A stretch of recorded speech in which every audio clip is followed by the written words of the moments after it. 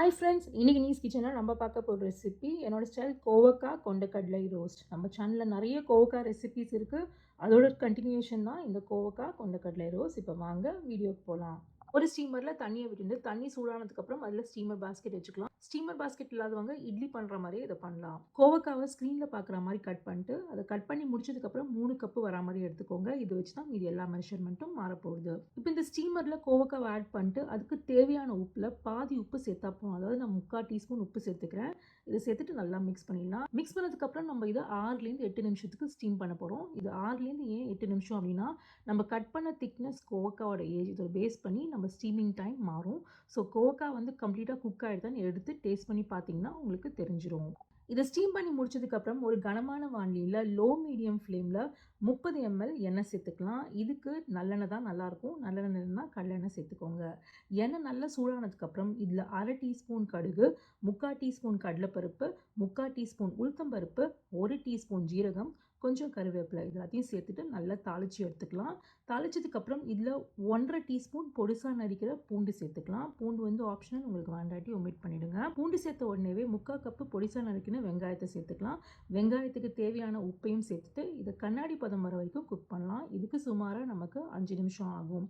வெங்காயம் கண்ணாடி பதம் வந்ததுக்கப்புறம் ஃப்ளேமை லோ மீடியம்லேருந்து லோக்கு மாற்றிடுங்க.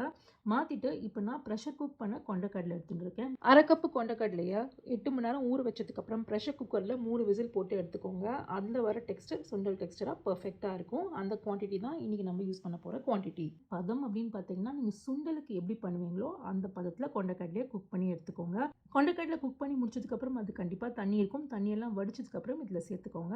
சேர்த்ததுக்கப்புறம் இந்த கொண்டக்கடலைக்கு தேவையான உப்பை சேர்த்து நல்லா மிக்ஸ் பண்ணுங்கள். சம்டைம்ஸ் கொண்டக்கடலையில் தண்ணி சரியாக வடிகட்டல அப்படின்னா இதில் சேர்ந்து தண்ணி வரும். அந்த தண்ணியெல்லாம் எவாப்ரேட் ஆகிற வரைக்கும் நீங்கள் குக் பண்ணணும். கொண்டக்கடலை இருக்கிற தண்ணியெல்லாம் கம்ப்ளீட்டாக வற்றினதுக்கப்புறம், அதாவது ட்ரை ஆனதுக்கப்புறமா நம்ம குக் பண்ணி வச்ச கோவக்காவை சேர்த்துக்கலாம். சேர்த்துட்டு ஒரு வாட்டி நல்லா மிக்ஸ் பண்ணலாம். மிக்ஸ் பண்ணிட்டு ஒரு வாட்டி டேஸ்ட் பண்ணுங்கள். உங்களுக்கு இன்னும் கொஞ்சம் சால்ட் வேணுன்னா ஆட் பண்ணிக்கோங்க. இப்போ எனக்கு வந்து சால்ட் இதுவே கரெக்டாக இருந்தது. பட் சில பேருக்கு சால்ட் தேவைப்படும். இப்போ எல்லாமே இதில் குக்ட் ஐட்டம்ஸ் தான். நம்ம ஸ்ட்ரெயிட்டாக இப்போ மசாலா ஆட் பண்ண வேண்டியதான். நான் இன்றைக்கி 1 டீஸ்பூன் வெறும் மிளகாத்தூள், 1 டீஸ்பூன் தனியாத்தூள், 1 டீஸ்பூன் ஜீரகத்தூள், 1 டீஸ்பூன் சோம்புத்தூள், 1/4 டீஸ்பூன் மஞ்சப்பொடி சேர்த்துருக்கேன். இதில் பார்த்தீங்கன்னா சில பேர்கிட்ட சோம்புத்தூள் இருக்காது. பட் சோம்புத்தூள் வந்து இந்த ரெசிபிக்கு டெஃபினட்டாக ஒரு கேம் சேஞ்சர். இல்லைனா ஒமிட் பண்ணிவிடுங்க, இருந்தால் சேர்த்துக்கோங்க. இதை போட்டதுக்கப்புறம் மிக்ஸ் பண்ணிட்டு நம்ம பச்சை வாசனை போகிற வரைக்கும் குக் பண்ணோம். இதுக்கு சுமாராக 5 நிமிஷம் ஆகும். இந்த 5 நிமிஷங்கிறது மேண்டேட்ரி. அப்போ தான் பச்சை வாசனை போகும். அட் த சேம் டைம் நம்ம காயிலையும் போய் இந்த மசாலா நல்லா உட்காந்துக்கும். இப்போ இந்த 5 நிமிஷம் குக் பண்ணி முடிச்சதுக்கப்புறம் ஒரு 1/2 டீஸ்பூன் கரம் மசாலா சேர்த்துட்டு ஒரே ஒரு புரட்டு கேஸ் ஆஃப் பண்ணுங்க. அவ்வளோதான், நம்ம கோவக்காய் கொண்டக்கடலை ரோஸ்ட் ரெடி. இது ரசம் சாதம், தயிர் சாதம், இல்லாட்டி சப்பாத்தி கூட தொட்டு சாப்பிடலாம். சூப்பராக இருக்கும். ட்ரை பண்ணி பாருங்கள். உங்களுக்கு இந்த வீடியோ யூஸ்ஃபுல்லாக இருந்திருக்கும்னு நினைக்கிறேன். செஞ்சு பார்த்தீங்கன்னா கமெண்ட் செக்ஷனில் சொல்லுங்கள். உங்களை சீக்கிரம் இன்னொரு வீடியோவில் சந்திக்கிறேன். See you soon.